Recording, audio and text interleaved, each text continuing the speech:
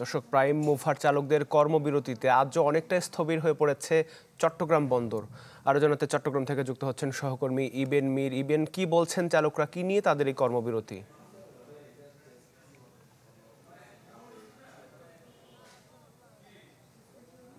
আজকে তৃতীয় দিনের মতো চলছে তাদের কর্মবিরতি, যার ফলে কিন্তু বন্দরের যে গেটগুলো আছে সেই গেটগুলোর বাইরে প্রাইম মুভার যে গাড়িগুলো সেই গাড়িগুলো কিন্তু রেখে শ্রমিকরা তাদের যে যে কর্মবিরতি সেই কর্মবিরতি পালন করছে। এর ফলে কিন্তু বন্দরের যে পণ্য সরবরাহ কার্যক্রম সেটি অনেকটাই বিঘ্নিত হচ্ছে, যেহেতু পুরো কন্টেনার যে ডেলিভারি সেটি কিন্তু আসলে প্রাইম মুভারে হয়ে থাকে, যার ফলে অন চেসিস ডেলিভারি যেগুলো আছে সেগুলো কিন্তু বন্ধ হয়ে আছে।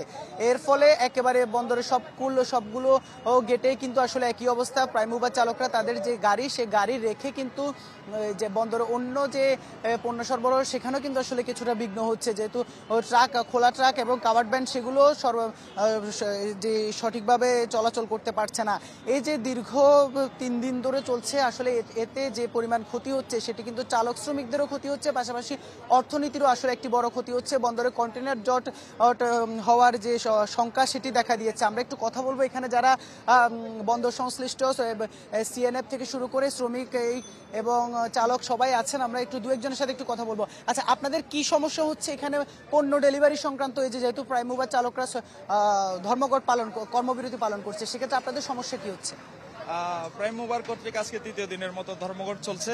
এক্ষেত্রে আপনার আমাদের যে অনসেসের ডেলিভারিগুলো হচ্ছে সেখানে আপনার এই যে টেলারগুলোর প্রয়োজন পড়ে, যেহেতু ওনারা ধর্মঘটে গেছে, এক্ষেত্রে আমরা কিন্তু টেলারগুলো পাচ্ছি না।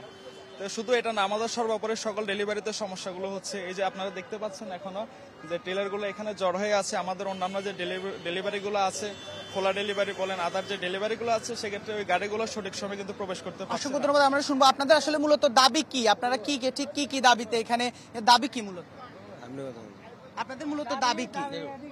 দাবি ডিসি ভাগ বন্ধ হতে হবে, ডিসি ভাগ বন্ধ হতে হবে। আমাদের 30 জন ড্রাইভারকে বাইন্ডার রেখে মানি ব্যাগ, মোবাইল সবগুলো নিয়ে গেছে। আমাদের 30-40টা গাড়ি ভাঙচুর করছে, হাওয়ার গ্লাস, মেন গ্লাস একটাও লাগে নাই। 18 জনকে ক্রিজ দিয়ে কোপাইছে, ওদের মেডিকেল খরচ দিতে হবে। ভবিষ্যতে এখানে যাওয়া আসা করবো। সমস্যার সমাধান আছে, ডিসি পার্ক বন্ধ করতে হবে এমন কেন? ডিসি পার্ক বন্ধ করতে হবে। এখানে ডিসি পার্ক করতে হবে 1 বাই 1 রোড।